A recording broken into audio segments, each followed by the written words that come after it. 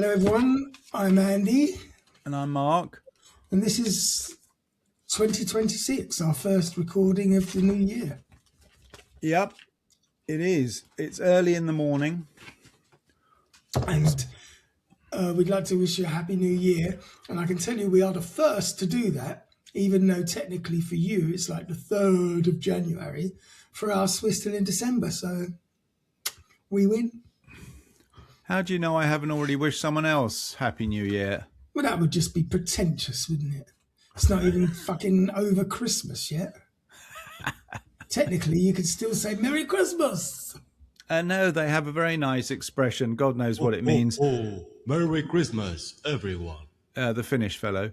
Glad fortsättning. Happy continuation. Yeah, what the does that even mean? What do you mean? Yeah, but it's, talk about an unambiguous fucking greeting. Oh, I hope you continue well. Exactly. I hope you continue well. Yeah, it's very nice. No. Anyway, we broke up. Our Christmas break happened at really the wrong time. Why? We missed so much. What, that happened in the world? Yeah, death of a legend, Chris Rea. Yeah, you're right, actually. Yeah. We won't be driving home next Christmas. No, he won't be. He was 72's not much of an age. Well, you only say that because that's nearly where you are. Oh, it's nearly where you are as well, actually, Andy. Yeah. It's nearly where you are. So did you have any festivities at all? No. I didn't even speak to my brother, actually, on Christmas Day, which we normally do, but we spoke a couple of days before, so... Oh. I mean, Christmas, really, what is it? Unless you're religious or a terrorist, it means nothing. Well, why is a Christmas relevant to a terrorist? Well, that's the time you go out and steal a van and plough through a Christmas market in Germany, isn't it? Pre-Christmas run-up, yeah. Yeah. But went to the ski resort yesterday. But you've gotten zero snow. Yeah, and it's a bit of a shame because we've had a bit of cold weather, so they've been able to produce a bit of snow, but it's a very narrow track, and it's like half a centimetre of snow, and then it's just rock ice underneath, so it's not very nice skiing. Oh, and I bet they don't put their prices down to compensate. It was funny. I didn't check, but a lot of the resorts have been putting the price down by half because there's so little snow. So you're making me out to be a complete liar. No, I mean, you're right. The biggest company in Sweden is a company called Ski Star. Yeah. And they don't, apparently. Well, fuck you, Ski Star. No good fortsättning for you. But I can't remember. You don't ski, do you? No, absolutely not. I mean, I don't ski either. But, I could do. But, no, I don't ski. Tried it once. Yeah. I did a bit of cross-country ski hunting. What do you mean ski hunting? What's that? Well, we went with skis and guns and the snowmobile. James Bond it was. I was literally being dragged behind the snowmobile on a rope on my skis with a rifle across my back. It was fucking great fun. Did you kill anything by accident? Nearly myself. Yeah, exactly. I was going to say. Myself. A couple of times. He got a bit annoyed when I was driving, and he said to me, "Whatever you do," because he was German, "do not, if you're getting stuck in the snow, do not release the throttle." So, of course, I released the throttle. And you buried yourself in the snow. Yeah, you can't, it was buried. And I found it highly amusing. And we were both digging the snowmobile out of this bank of snow. And I was giggling like a schoolgirl. And he eventually turned around and said, "It is not funny." Why were you in Germany? You're just making all this up. You've never been No, in Germany in your life. we weren't in Germany. We were in Dalarna. It was a friend of mine I used to work with, Connie. But I he think I got met him. really, yes, the big baby. That's right. He used to get a bit angry, didn't he, Connie, God, he was sometimes? so fucking angry. You've never, and it's comical because he looked like a big baby. Yeah. So when he got angry, that made me laugh even harder. One of my favourite weekends. Yeah.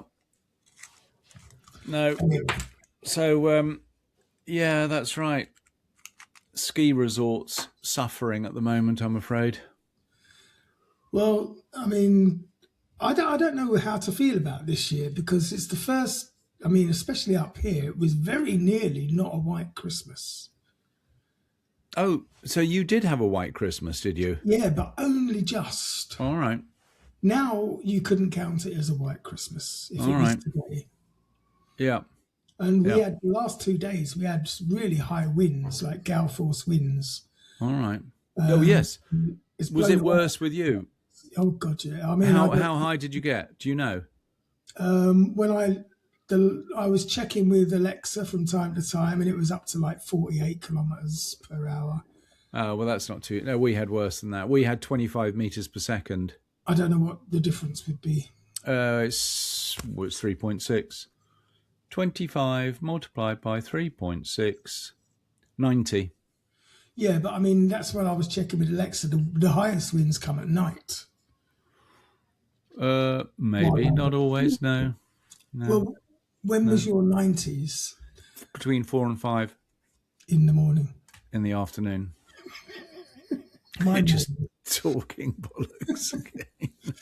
No, What was incredible was the following morning, there was nothing. no, it was completely still. I went on for 2 days. So Oh, no. I'm guessing I was probably, just because I didn't catch the 90s, it doesn't mean they didn't happen. I certainly heard it outside, and I didn't hear it all the time. Well, we had loads of trees down. We had Oh, 4 trees we down had just buildings between down. Solra and Amora. We've had buildings down. My neighbours, they're just not there anymore. Like a trailer park in fucking Florida. You idiot. Buildings down. I'll tell you what, though, sadly, 3 people did actually die in the storm in Sweden. What? Yeah, no, 3 people Died of died. what? Died of disappointment. No, literally trees falling on them. That's a bit careless. Well, the thing is, if you're an elderly person and a tree starts falling, what are you going to do? You can't run away, can you? Yes. Not If if it's you're an run elderly... away or die, I don't care how infirm you are. Mothers can lift cars to save their trapped babies.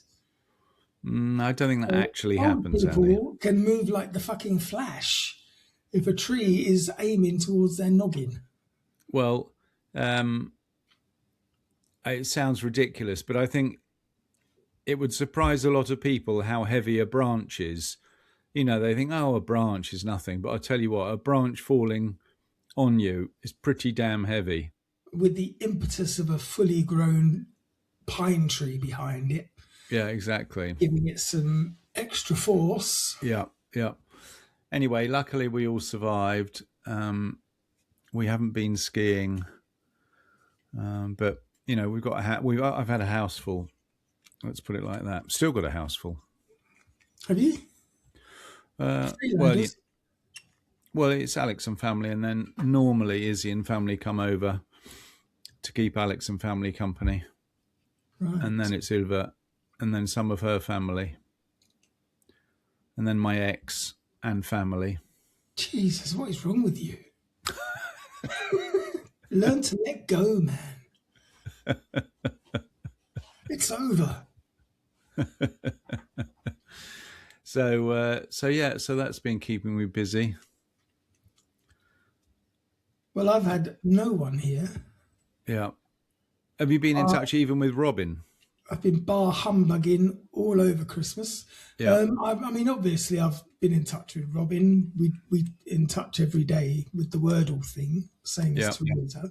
Yeah. We've had a couple of conversations. He did a Because very sad thing over Christmas. what, he had a takeaway pizza for Christmas lunch. Oh, worse. He He went to McDonald's. he won't mind me saying this, but a few months ago, or a month or so ago, he bought himself a really cheap caravan to tow behind his Tesla for the occasional.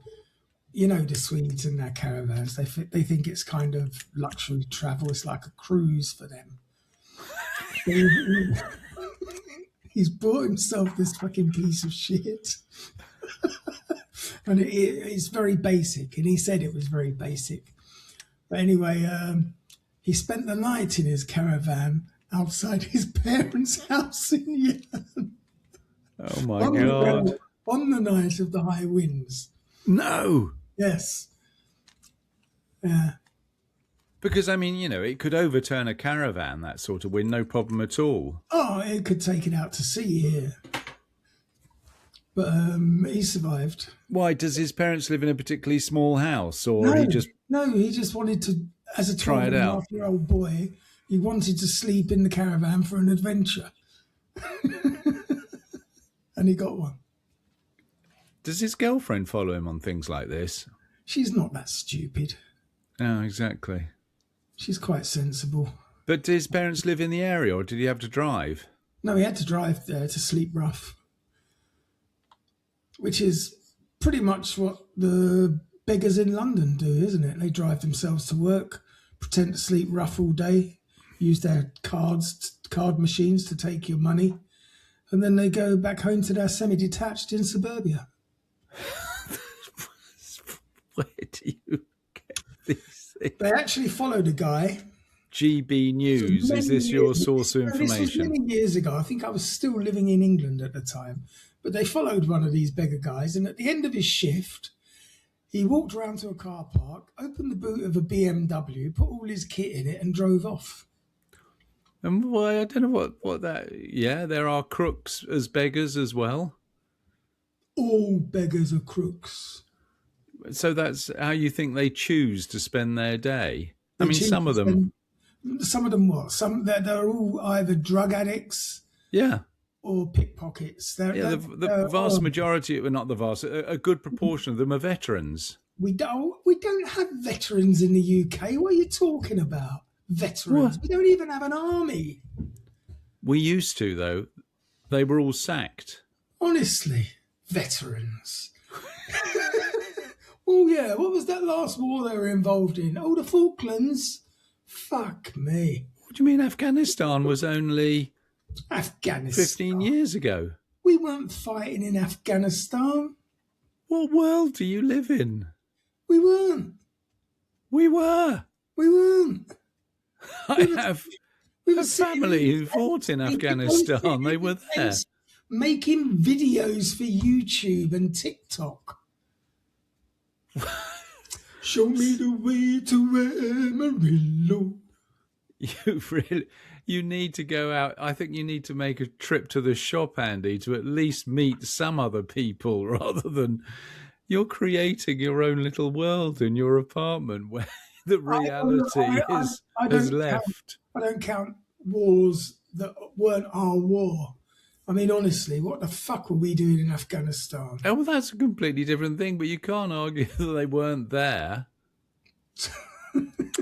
Jesus. Well, no, I've got no sympathy.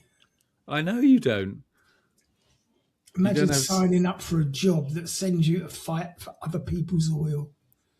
Okay, no. Genius. Talking of which... Any new news on the conscription? You know, the government are introducing a new scheme for, I think it's for students. They're going to give students a paid gap year if they do their internship in the military. Where is this? Are we talking in Sweden or in the UK? Yeah, they're going to try and pay your kids to go and die for the country. Well, that's for all soldiers. The soldiers get paid. Conscripts don't. Of course they do.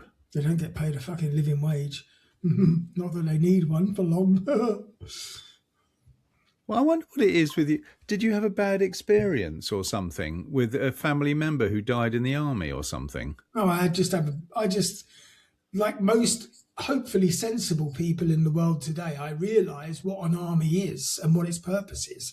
And I detest any government that fucking operates one. Because it's not for your country's defence. It's for the enrichment of the fucking trolls and traitors who are running your country. Well, certainly if you look at things like Trump, you can believe that, absolutely. But so what should we have done in the Second World War? You sound a bit like Tucker Carlson. Tucker who? Yeah, exactly. And so what should we have done? What do you mean? In the Second World War, what should we have done? What, instead of sending 6 million Brits off to die in the trenches? Yeah. Fucking let Hitler have Poland, who cares? Poland? What are you talking about, Poland? Didn't he invade Poland? Yeah, to start with. Let him have it. And then they invaded France and Italy and Austria. No one cares about France. And Portugal. Italy, we could have come to an arrangement with. We could have used it in the summer for like 4 weeks.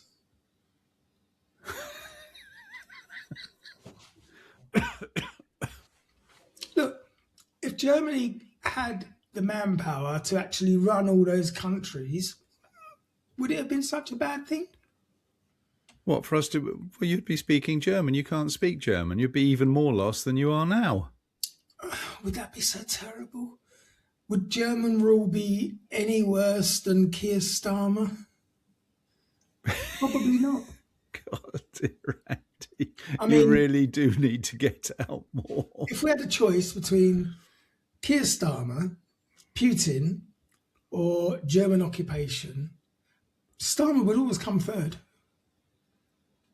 It just proves what a lunatic you are. Well, it proves that you don't keep up with common opinions, because you'd be amazed at how many people would agree with me. So hang on. So let me just get this straight so we got it on the record. So Putin, German occupation, German occupation. or Starmer. Yeah. I think you really do need to get out more if you think that that is the popular opinion. It's definitely popular in my house. What do you mean your house? You share it with 2 cats. Okay, let's have... Who thinks we should be under Starmer? Yes. Who thinks German occupation? And who thinks Putin? There you have it. The people have spoken. You're like, you're becoming like that. Who's that American podcaster who just says ridiculous? Joe Rogan? Joe Rogan. Joe Rogan. I wish I was like him. He gets about £1 million an episode. Yeah, but he doesn't sleep well at night, does he? Peddling his Bless him. supplement drugs and things. No, that's not what he does. Oh, he's not the drug man. Who was the one that used to sell drugs? No, that was your friend who got fined $1 billion. Oh, yes, that's right. That wasn't Joe Rogan. No. Who was that then? I don't know. It was your friend. He was the fake news guy. Yeah, that's it. InfoWars. No, Yeah. that was something different. Yes, no, it was. Was it? All right. Yeah. Anyway, talking of fake news. It's all fake news. It's phony stuff. It didn't happen. We are going to talk about today Yes. something that absolutely did happen. And it's not fake news. And it's the strangest continent of all, which is... And Atlantis. Antarctica. One eternity later. It is, in fact... Let me try and name... Hang it is on. in fact Antarctica. All right. I was just about to impress you by naming all... Is it 7 continents or 5? I can't When I was remember. at school, it was 5, but they found 2 more since then for some reason. No. Yes. North America, South America, Africa, Europe, Asia. Yes, that Oh, was... no. Then you got the Antipodes, Australia. Antipodes. Oh, I've got 8. Antarctica and Arctic. That's 8. I don't know if the Arctic counts as a continent. Maybe the Antarctic. Well, you've just said it does. So there it is, the Antarctic. That's 7. Well, in the early 1990s, and so the Antarctic cruise industry and the internet was still in their infancy. And one of the biggest TV shows was The X-Files, where 2 FBI agents, one a skeptic Gillian. and one a true believer. What was her name? Gillian Anderson. Gillian Anderson, yeah. That was when she was kind of hot. They would investigate mysteries from the extraterrestrial to the paranormal, while shadowy government agents hid the truth from the public. And conspiracy theories are a great way to generate attention. So perhaps it's inevitable that Antarctica would attract some attention of its own, because it is a place that almost defies belief.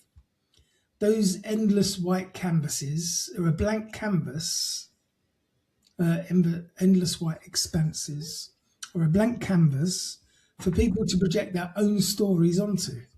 And it's somewhere that's been very slow to reveal its secrets to scientists. But when it does, reality can sometimes prove more astonishing than any fantasy. And in that spirit, we're going to look at some of the most popular Antarctic conspiracy theories. You just said these were... You introduced this story by saying this actually happened. It does. Yes, it has actually happened. Antarctica is real. So that's the extent of the realness of this story, is that there is actually a place that's called Antarctica and it does exist, but the rest is nonsense. It existed in the imagination only long before anyone ever stepped there. Did it? Even the Romans and the Greeks had imagined the existence of a great unknown southern continent. Early mathematicians knew that the Earth was a globe, or thought that it was, rather than a flat disk, and they deduced that the great continental land masses of the northern hemisphere must be balanced by an equally large continent in the south.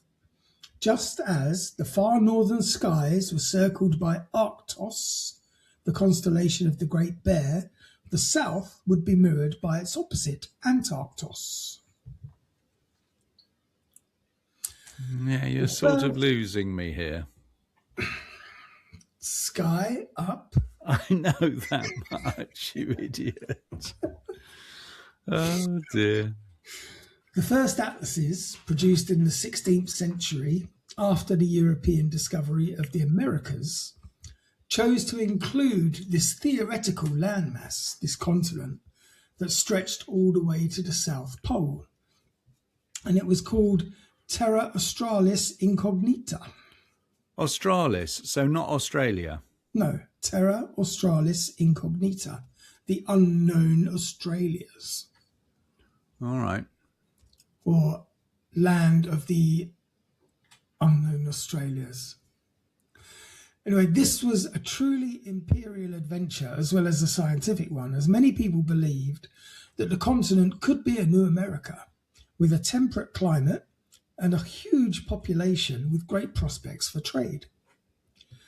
So Cook duly completed this first circumnavigation of Antarctica, although he famously never ever laid eyes on its shores, thanks to the impenetrable pack ice. And this led him to declare that any land further south would be frozen to the point of desolation, though the idea that Antarctica could contain warm lands would soon prove to have a strange afterlife. So hang on a second, just remind me.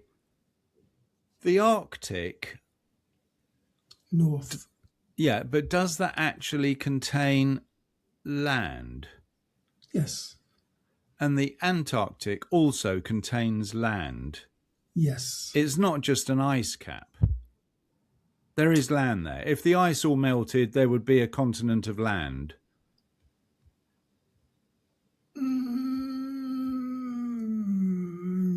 I would say yes. Because when I look at the It map would have to be. in front of me, I can't actually see any land mass above Svalbard and Greenland. Oh, it's confusing me. I have a feeling Antarctic is actually a land mass. The first recorded sighting of Antarctica didn't come until some 60 years later with an expedition led by Captain James Clark Ross. British. He's got a very British sounding name. But he was actually a New Zealander. I don't know. One of his most important discoveries was of what would later be named the Ross Ice Shelf in his honour, but which he simply called the Great Barrier. And this was a seemingly endless wall of ice with cliffs 100 metres high that barred any further progress. Oh, it sounds like Game of Thrones. And this is where, apart from Game of Thrones, perhaps the flat earth theory started becoming a theme. Someone They found the end of the world. Someone offered their whole company, $3 billion's worth of company, if someone could show him a photograph of the edge of the earth to the flat earthers. Take a great fucking photo of the Ross Ice Shelf and say, ching, ching. Ching, ching.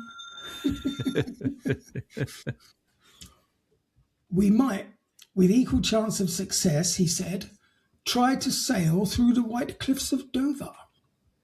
So yes, he was an Englishman. He recorded images of this ice wall that have proved to be catnip to modern conspiracy theorists, insisting that it is indeed the boundary marking the outer limits of a flat earth. But why would the limits of a flat earth be 100-metre high cliffs? So that the water doesn't go off the edge. Genius, really. And quite a good idea. I mean, you don't want to... listen, if the earth was flat, my cats would be for all day pushing shit off the edge. So to have a 100-metre ledge high all the way around is a fantastic idea. Yeah, but hang on a second. What happens in the warm climates? How do you get an 100-metre high ice thing all there? All the way around, north and south, east or west, it's flat. So you've got the one pole at one end, one pole at the other, encircling all the way around. They meet. No. Yes. I'm sorry, they don't. It doesn't encircle like that. It encircles like that. Yeah, but to encircle it, it has to go all the way round. It's not round though, it's flat. Or no, all the way round a flat disc. Mm-hmm. So if you headed out from the equator, which we know is actually quite warm, 1 eternity later. You're not going to find a 100-metre ice bloody cliff, are you? Look, we're in the 1600s. You're right. You could sell them anything in those days. Okay, but the fact is that the barrier was actually quickly penetrated by explorers like Scott, Amundsen and Shackleton alike, but that wasn't until several hundred years later. The truth that scientists later revealed was perhaps even more fantastic. The ice cliffs merely mark the limit of an ice sheet that is so massive that the entire country of France could sit quite comfortably inside it. Now, that's what I'm talking about. So that implies that that's just ice sitting on water. Yes. Now, the path from Ross's barrier to the ice wall is a great example of how an isolated fact can be spun into a fantastical story. And one of the most popular Antarctic conspiracy theories does exactly that. using a little-known expedition from the 1930s as the basis. And that was? This was the German Antarctic Expedition of 1938-39, which was the first to carry out aerial surveys of Queen Maud Land east of the Weddell Sea. The Germans were keen to thwart Norwegian territorial claims to the area, so the expedition was instructed to drop markers from their planes to back up their claim. Of course, since this was the late 1930s and Germany was being run by the Nazi Party, these markers were actually metal swastikas. So when the mapping was complete, their research lay unpublished for several decades due to the outbreak of the Second World War. 2 months after the Nazi defeat in 1945, 2 German U-boats surrendered in Buenos Aires, sparking a rumour that it had been carrying senior Nazis into exile in South America. There were none on board. The source of this invention was a Hungarian called Ladislas Szabo, who in 1947 wrote a book that tied the U-boats to the German Antarctic Expedition, claiming that they had been part of a mission to carry the Nazi leadership, this is a word I'm really going to hate, to New Berchtesgaden, a secret base constructed by the earlier expedition. As the story grew in the retelling, even Hitler's ashes were eventually relocated to this base and displayed in a spectacular ice cave to inspire a new Reich. What? Yeah. Hitler's ashes Yes. were sent to Antarctica? A spectacular ice cave in Antarctica to inspire you and me. No, that didn't happen. Ironically, the only base established by any of the wartime powers at Port Lockroy on the Antarctic Peninsula during Britain's Operation Tabarin. But this was more to do with establishing British sovereignty against South American claims in the region rather than fighting imaginary Nazis. And the base is now better known to travellers today as the home of the Penguin Post Office. But why on earth? Why would Norway have interest in establishing sovereignty over Antarctica? You can't get much further away than Norway from Antarctica, and the same for England. Why were we even interested in it? Because it was up for grabs. Why is America interested only in countries that produce oil? Because they want to introduce democracy. Yeah, but that I can sort of understand. Well, you can understand it. But what the hell went on in Antarctica? Absolutely nothing. What they were going to... Nobody knew. Perhaps it was resource rich. Or maybe. Unless there was a sudden demand for penguin meat. It could be made of gold under that ice. Who knows? What do you think a penguin tastes like? Chocolatey with a biscuity centre. A penguin. Oh, well done. You're right. Literally, you're right. That when did they stop advertising pick up a penguin? When penguins got offended by that easy... It was like, I think they even introduced a Tinder-type app for people. That's pretty good memory, Andy, that you can remember an advertisement from our childhood. I think they probably still run that advert today. Oh, do they? Do you think they still do? I wouldn't be in the least bit surprised. It's like the adverts that really stick in your head. Some of the most successful advertising campaigns have been some of the most ridiculous, like the Cadbury Smash, the Aliens. Yes. First, they feel it. That's right. They feel it with their steely knives. I don't think it was Cadbury's Smash. It was. Are you talking about mashed potato? Yes. For mash, get smash. Yes, it was Cadbury's mashed potato. No. I'm pretty certain it was.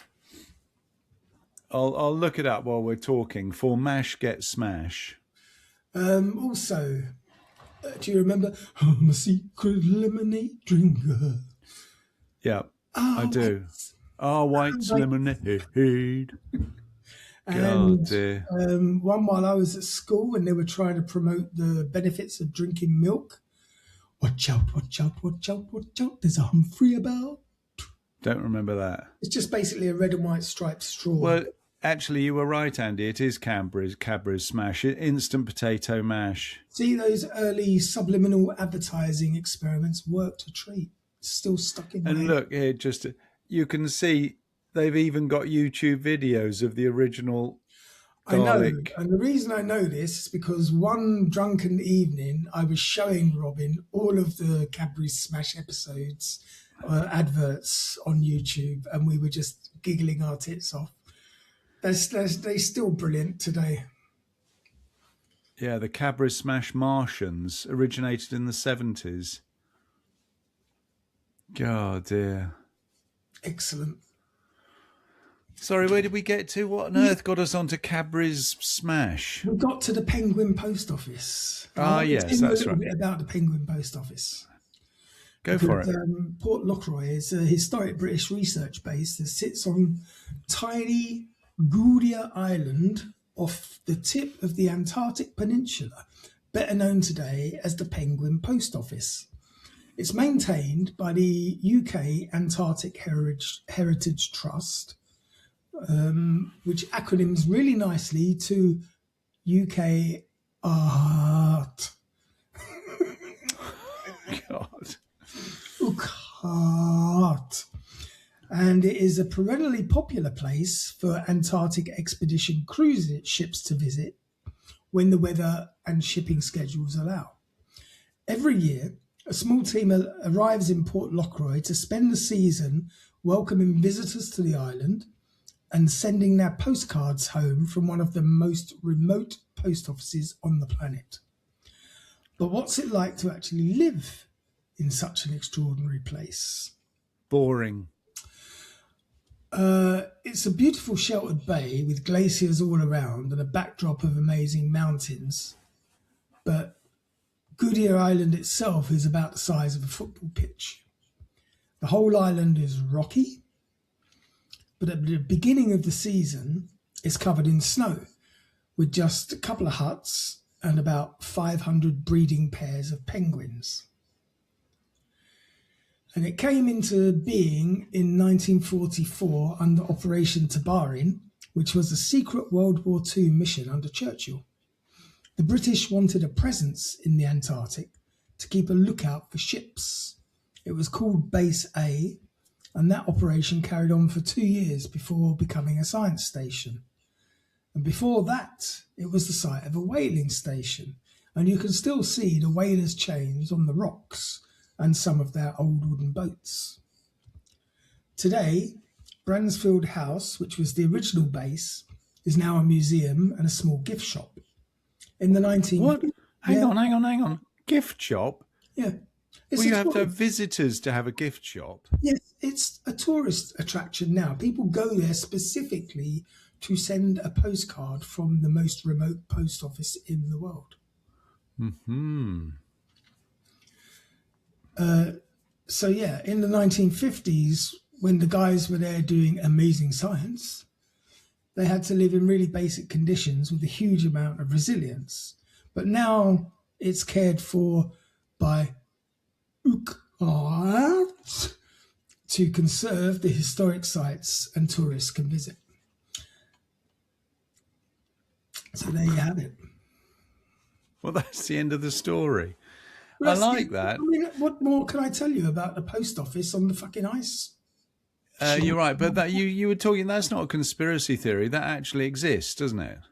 But You're not making this up. No, that's absolutely real. Good. So if I want to have a postcard to the grandchildren from the Antarctic, I've got to go there, and they just probably just give it a stamp for 20 quid or something. Or I would say it'd be probably more. What are you going to do, haggle? So Yeah, exactly. Having travelled to the other end of the world, literally. Fares and kilometres just to fucking pay 20 quid for a stamp, mate. Oh, so anyway, So is that the one where they have a research facility that's on stilts? And it looks like a great big container, sort of a round, enormous container, or a long sausage-shaped container. Are you mixing your metaphors? Or is that the Arctic? I can't remember. I don't. This is not in my research. No, clearly. So, another internet popular conspiracy theory about Antarctica is that deep beneath its frozen exterior, it hides a secret tropical zone underground that is home to either an ancient civilization or extraterrestrials. Oh, we like the sound of that. That sounds like, do you remember we did an episode on the hole on the top of the Earth? Yeah, we did the inner Earth. Yeah, exactly. So this is the other end of it. This is the arse end of the inner Earth. Or it could be like the holiday home for the inner Earthers. Yeah. So stories about lost worlds in the polar regions have long been part of popular culture, with novels like Journey to the Centre of the Earth, etc. You've seen that one. I've been in it. The same year that Ross was on his way to discover his barrier, Edgar Allan Poe even published The Narrative of Arthur Gordon Pym, in which a whaling ship passes through the Antarctic pack to a verdant land populated by strange natives. But the real-world explorer, who became the inadvertent midwife to even more outlandish theories, was the American aviator Richard E. Byrd. He wasn't the bloke that flew over the hole at the top, was he? Yes. In 1928-29, Byrd made a series of long survey flights from his base on the Ross Ice Shelf, eventually being the first person to reach the South Pole since Amundsen and Scott. He also discovered an extensive series of mountain ranges, which were to inspire the pulp horror writer H.P. Lovecraft's novella At the Mountains of Madness, of Antarctic explorers and eldritch terrors. Byrd's participation in Operation High Jump in 1947-48 would leave an even bigger mark.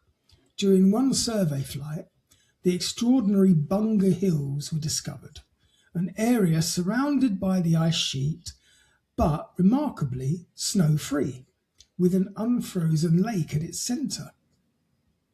Byrd called it one of the most remarkable places on the planet. An island suitable for life had been found in a universe of death. Surround it with that mythical ice wall, and this Antarctic oasis starts warming up until it becomes positively tropical. Some conspiracy theories lay claim to a secret Byrd diary in which he records not just landing there, but also meeting people from an advanced technology who seem to anticipate the post-atomic jet age. Adding to the fact that Operation High Jump was run by the US military at a time when Antarctica appeared to be on the cusp of becoming militarized, and you have all the elements required for a great conspiracy theory. In fact, Bunga Hills is one of the most remarkable places in Antarctica, with an array of lichens and mosses that turn parts of the land green, and an isolated marine lake with a unique seafloor community. Expeditions from those of the Soviets and Poles in the 1950s to the Australians today have carried out research there to more understand about this unique environment. What? Hang on. So I get confused now. Are you saying that there is actually a lake of unfrozen water in the Antarctic? Correct. Yes. Yes. Surrounded by the ice wall. It's fact, mate. I don't know what to tell you. No, especially with these people with advanced technology who haven't... All fake news. It's phony Yeah, stuff. It exactly. didn't happen. It's actually fact. There is a lake. Because if there was a civilization of advanced people, you'd think they'd learn how to escape over the ice wall. I didn't say there was a civilization of advanced people. I'm saying that's where the conspiracy theories started. Oh, I see. All but right. definitely there was a lake, and there is a lake. I want to go there. Can you swim in it? Yes, you can. And if you're there at a particularly quiet time of the season, you can skinny dip. Nothing bad will ever happen. I wonder if they have hot springs in the Antarctic. I'm going to guess no, for reasons of science. Well, you say that because the reason I ask that is Iceland, which is a country that I've been to that is generally pretty chilly. Are you sure you've been to Iceland? Because I thought Iceland was just like a myth. No, Iceland, I can see it on the map. I've been there. They have hot springs. So in a country called Iceland that's pretty chilly, they do have hot springs, the Blue Lagoon. I don't think you can swim there anymore Yes, after that. Iceland also has volcanoes, which would precipitate your hot springs. No, but that's what I'm saying. And maybe even on the Antarctic, there's a bit of volcanic activity that warms up this lake. No, there is no volcanoes in Antarctica. Oh, you've spoilt it now. I say that really confidently. You just don't know anything. Did you believe that? I believed it. Oh, dear. So everywhere you turn, Antarctica shows itself to be far more interesting than science fiction about ice walls, Nazis, and aliens. Today's scientists are drilling million-year-old ice cores, allowing us to come to terms with Antarctica's deep geological time. And a tropical Antarctica? Well, even when Captain Scott froze to death on his way back from the South Pole, his team's sledge was carrying plant fossils that revealed Antarctica's humid prehistory 250 million years ago that would go on to help prove the exciting new theories of plate tectonics and the continental drift. So with science like this, why even go to the effort of creating even more outlandish theories? He had plants with him, did he? Yes. Scott? Yeah. That he'd found deep in the ice or actually growing somewhere? I'm going to guess deep in the ice. All right.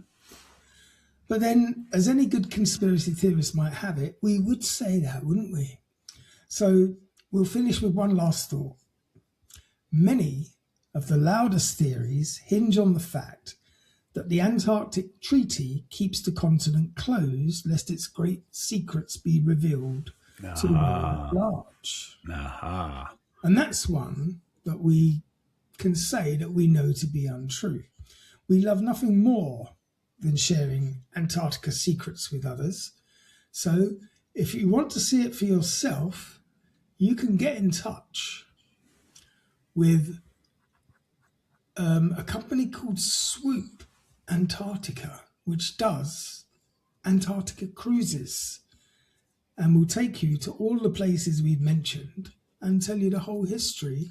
Is this some sort of advertising channel? And now, a word from our sponsors. I'm going on one myself next week for free. No, I stole most of my information from this company, and I want to give them a shout out as a reference. Well done.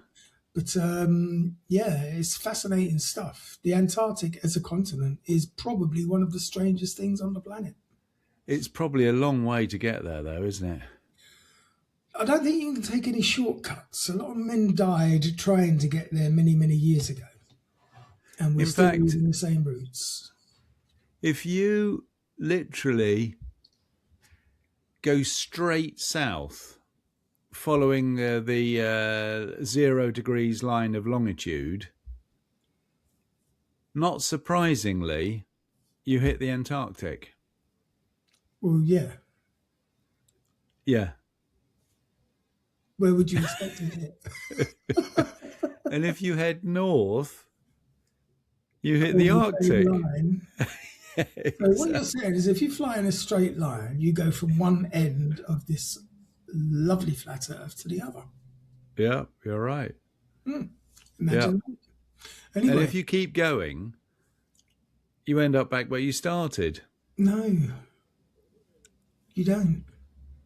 You see, this is what I don't understand about the flat earthers, because they must be able to get in an aeroplane and see land below them. Yeah. And so when you take a polar route to get to wherever, America or wherever you go to, they have to actually see that you're going across land, and at the speed the aircraft is travelling, they have to be taking a shortcut, i.e., going over the cap. You're not allowed to fly in certain places over Antarctica. There is a no-fly zone, and it's for two reasons. One, because they don't want you to see what's there. And two, simple physics, because your airplane is in danger of just seizing up, freezing up completely and crashing to the ground. What are you talking about? You can't fly over Antarctica. You can you take the northern route though. That the aircraft do that every day. What do you mean? They freeze up, you idiot. What do you think the temperature is in the sky? How cold do you think it is up where the 37,000 feet, 10,000 meters? Where do you think that is? What temperature do you think that is? It would be definitely in the low tens. You idiot. It's about minus 50. Oh, minus 50 isn't that cold. I mean, it will crack the enamel on your teeth. If you part I think it is pretty cold. If you part your lips in minus 50, the teeth enamel will crack, apparently. You haven't got any teeth, have you? You can hit minus 50 on the ground. I mean, I was minus 40 outside my house a couple of years ago. Yeah, I've got down to minus 37. There are places in Siberia that get down to minus 60 and minus 70. Yeah, that would be pretty horrible. That would be pretty damn chilly. I mean, seriously, even when I thought I was going to die more than once when it was minus 40, just going to work. That's happened in the last couple of years, has it? Yeah. Yeah, 2 years ago we had a really bad winter. And it got down to minus 40 in Skellefteå. Well, outside my house in the morning on my way to work. And don't you remember when I was telling you about our snowstorms? Yeah, you're right. Yeah, but normally, to be honest, I don't think you get bad snowstorms when it's minus 40. I think it's too cold to snow. This was just a series of winter events that made that winter the really worst bad. on record.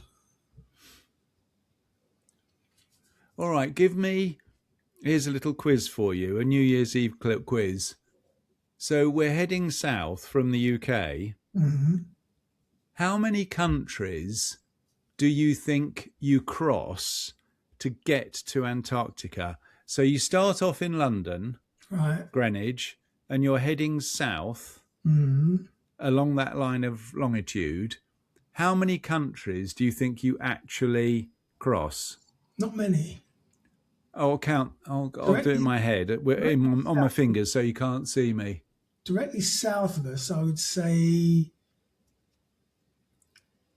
because most of Europe is slightly to one side of us. So I'm going to say maybe 6. What? 6. I thought it was a really tricky question, you bastard, and you got it right. Just for our list.